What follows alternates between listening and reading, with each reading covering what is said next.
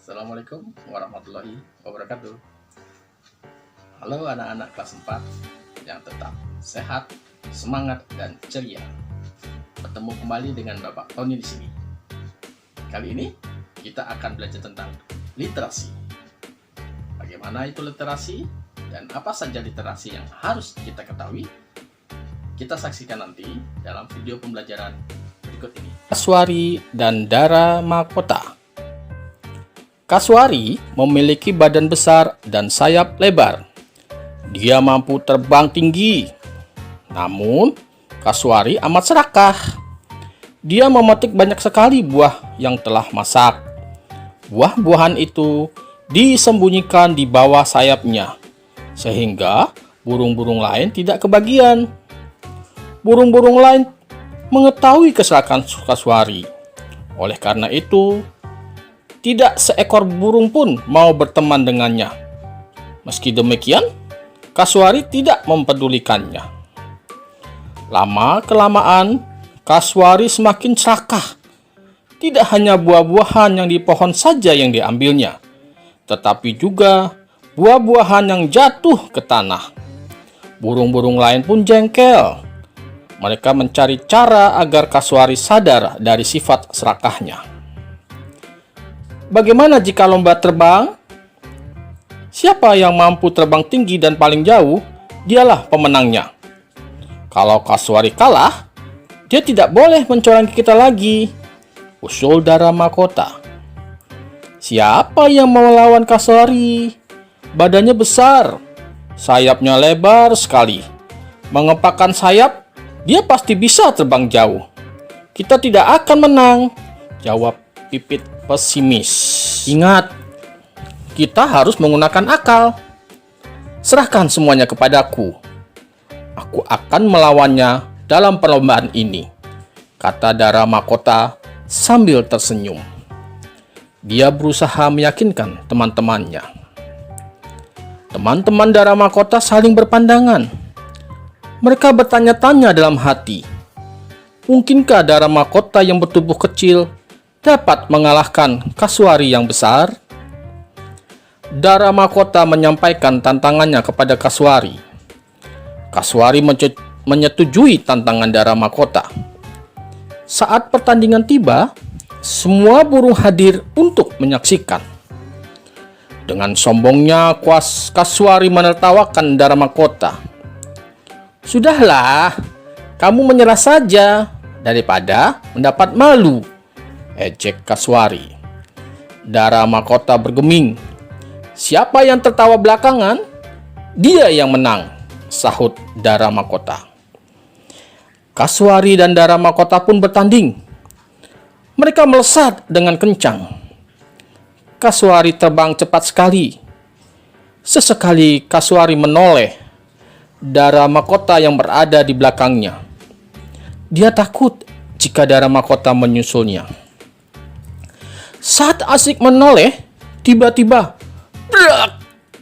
Kasuari menabrak batang pohon. Sebelah sayapnya pun patah. Semua yang hadir tertegun. Tetapi Kasuari tak mau menyerah. Dia berusaha bangkit dan mengepak-ngepakkan sayapnya.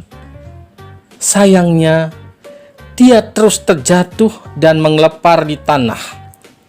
Sementara itu, Dara Mahkota terus melesat jauh meninggalkan Kasuari. Kasuari hanya dapat memandang Dara Mahkota dengan rasa malu. Sekarang, dia baru tahu rasanya menjadi makhluk lemah. Selama ini, dia selalu merasa menjadi burung terhebat. Namun, dalam sekejap, dia tidak mampu terbang tinggi. Beberapa burung lain pun turun ke bawah. Mereka membantu Kasuari. Kasuari semakin malu karena selama ini dia telah mencurangi mereka. Sejak saat itu, Kasuari sadar dan mengubah perilakunya. Namun, sayang sekali, sejak itu Kasuari pun tidak bisa terbang lagi. Dia harus mencari makan di tanah. Nah, anak-anak, kalian sekarang mencari informasi tentang jenis-jenis cerita fiksi berikut ini ya. Yaitu 1. Fabel. 2. Legenda. 3. Saga. 4. Cerpen. Dan 5. Dongeng. Silakan kalian tuliskan informasi tentang jenis-jenis cerita berikut tadi. Silahkan ditulis di buku, kemudian fotokan dan kirim ke Bapak ya. Diagram batang adalah diagram berbentuk grafik yang menunjukkan angka dalam bentuk batang persegi panjang. Ini adalah diagram batang seperti contoh. Nah, perhatikan percakapan berikut ini. Budi, bisakah kamu tahu manakah kubus mainanmu yang paling banyak tanpa menghitungnya? Bagaimana caranya ya? Nah, ada trik mudah untuk membantu Budi. Budi dapat menyusun kubus mainannya menjadi diagram batang. Perhatikan yang Budi lakukan. Menyusun kubus merah, menyusun kubus biru, dan menyusun kubus hijau. Setelah semua kubus disusun, apakah warna kubus mainan yang paling banyak? Ya, jawabannya adalah kubus biru, karena diagram batangnya paling tinggi. Lalu, bagaimana cara membuat diagram batang ya? Nah, langkah pertama, buatlah dua garis seperti ini, garis X dan garis Y. Garis X biasanya berisi nama datanya, misalnya tahun, tinggi, badan, jumlah benda, dan lain-lain. Sedangkan garis Y biasanya berisi angka yang menjadi perwakilan data. Sekarang, perhatikan contoh berikut ini. Data tinggi badan siswa, Anto 150 cm, Lucy 140 cm, Bona 170 cm, dan Ana 160 cm. Berikut adalah diagram batangnya. Nah, kalau dilihat dari diagram ini, Bona adalah anak tertinggi karena diagramnya paling tinggi, yaitu 170. Selain untuk mengetahui mana yang paling banyak atau sedikit, diagram batang juga dapat digunakan untuk menghitung selisih dan jumlah dari data. Seperti ini. Contoh, hitunglah selisih tinggi badan Ana dan Lucy. Ana 160 cm, Lucy 140 cm. Jadi, selisih tinggi badan Ana dan Lucy adalah 160 cm dikurang 140 cm sama dengan 20 cm. Kita akan belajar panas dan perpindahannya. Ada panas, konduksi, konveksi, dan radiasi. Panas. Panas atau kalor adalah energi yang dapat berpindah dari satu benda ke benda lain karena perbedaan suhu. Artinya, pengaruh panas terhadap suhu zat. Jika suatu zat menyerap panas atau kalor, maka suhu akan naik. Jika suatu zat melepas panas atau kalor, maka suhu akan turun. Seperti ini, suhu naik dan suhu turun. Jenis penghantar panas. Benda yang mudah dan cepat menghantarkan panas disebut konduktor, seperti besi, aluminium, dan tembaga. Sedangkan benda yang sulit dan lambat menghantarkan panas disebut isolator, seperti kayu, plastik, dan karet. Kedua, konduksi, yaitu perpindahan panas tanpa disertai perpindahan zat perantara. Hanya panas yang berpindah, seperti terjadi pada zat padat. Jika sebuah pipa dipegang salah satu ujungnya, kemudian ujung satunya ditaruh di atas api, maka lama-kelamaan ujung pipa satunya akan terasa panas. Nah, peristiwa konduksi dalam kehidupan sehari-hari, contohnya seperti setrika listrik, yang mana papan bawahnya itu adalah sebut konduktor. Kedua, peristiwa konduksi dalam kehidupan sehari-hari bisa dilakukan dalam saat kita mengaduk kopi panas dengan sendok logam.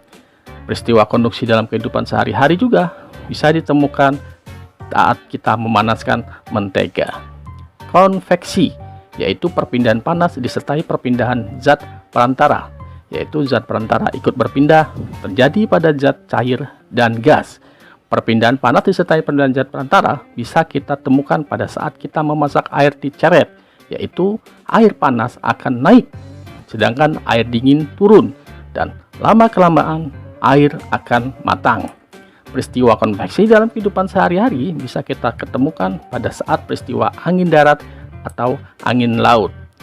Radiasi, yaitu perpindahan panas tanpa memerlukan zat perantara, seperti pada saat kita terkena sinar matahari, badan kita akan terasa hangat atau panas dan bahkan berkeringat.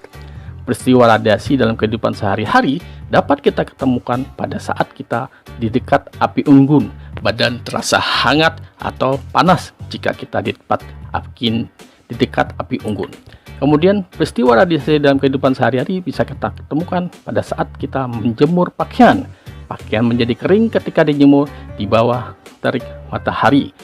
Dan juga kita temukan dalam saat kita meneteskan telur unggas dengan lampu. Nah, baiklah anak-anak, dalam era serba teknologi seperti sekarang ini, kemampuan kalian harus dilatih dalam menggunakan teknologi sekaligus memanfaatkan teknologi tersebut. Di masa pandemi sekarang ini, kalian harus lebih memahami apa yang namanya digital. Selama masa pandemi, kita harus belajar dari rumah. Mau tidak mau, penggunaan teknologi digital harus kita lakukan. HP atau smartphone menjadi salah satu pemanfaatan digital untuk kalian belajar. Dan kemampuan kalian dalam mengoperasikan HP atau smartphone tersebut sudah merupakan literasi digital. Pemanfaatan aplikasi dan ruang belajar dalam literasi digital melalui aplikasi Zoom, Google Meet, ruang aplikasi Google Classroom, Facebook, ruang guru, ataupun e-learning. Pengetahuan digital sangat penting sekali, apalagi di zaman seperti sekarang ini. Jangan meremeh pengetahuan tentang digital, karena di kehidupan sehari-hari kita tidak akan lepas dari pembiasaan digital. Digital sangat berpengaruh dengan kemajuan internet. Nah, untuk kalian tetaplah bijak dalam penggunaan internet. Tetaplah bijak dalam menerapkan informasi di era digital ini agar tidak terjebak dalam informasi yang menyesatkan. Anak-anak, kalian tahukah dari manakah uang berasal? Ya, uang berasal dari Bank Indonesia yang dicetak oleh perusahaan uang negara seperti Perum Peruri. Contoh, ayah bekerja mendapatkan uang gaji. Uang gaji ayah dipakai untuk kebutuhan rumah seperti membayar listrik, membayar telepon, membayar internet, serta membeli kebutuhan sembako, dan tentunya juga untuk uang jajan kalian. Nah, apakah kalian sudah menggunakan uang jajan kalian dengan benar dan tepat? Pisahkanlah antara kebutuhan dan keinginan agar pengelolaan uang jajan kalian dapat terpakai dengan bijak dan tepat. Kalian dapat belajar mengelola uang jajan yang kalian dapat dari orang tua dengan benar.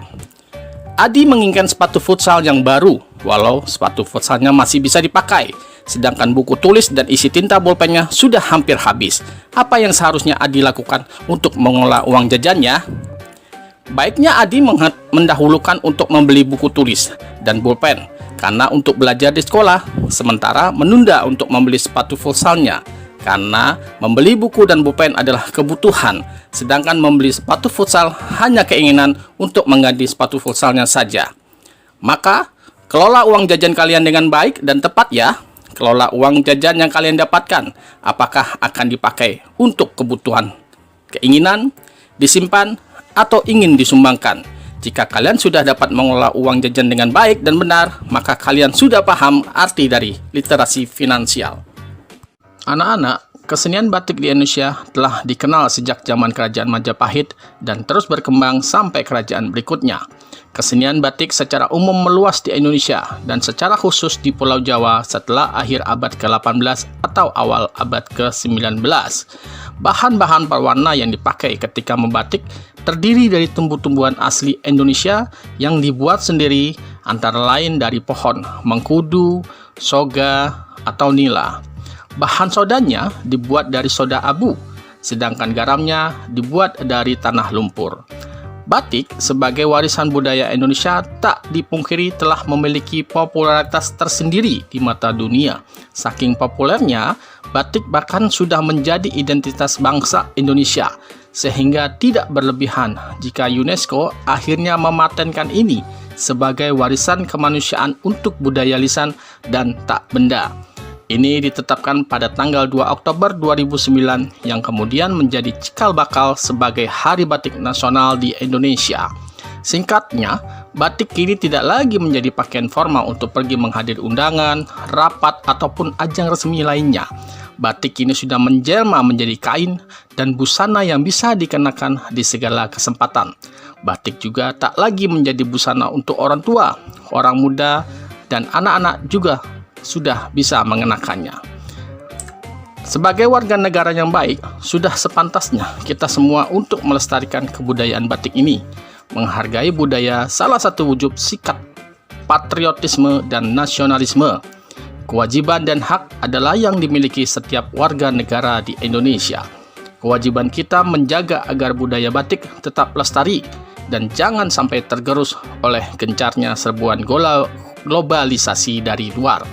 Hak kita untuk memakai batik di kehidupan kita sehari-hari. Nah, anak-anak, demikianlah pembelajaran kita tentang literasi.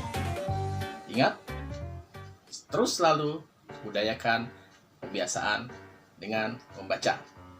Dengan literasi, kita akan menjelajahi dunia dan menguasai dunia.